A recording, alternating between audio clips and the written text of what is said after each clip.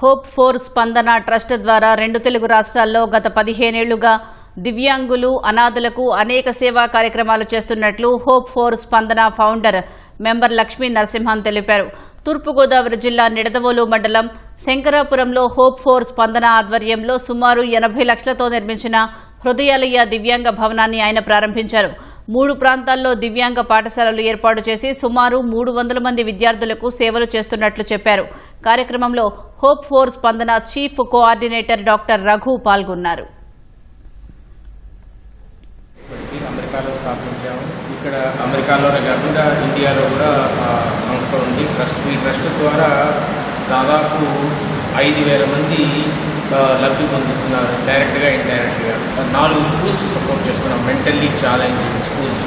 వాళ్ళకి physical therapy, speech therapy, nutrition food ఇస్తూ హృదయాలయానికి ఇప్పుడే ఈరోజే పర్మనెంట్ బిల్డింగ్ ప్రొవైడ్ చేశారు 80 లక్షలు పెట్టి.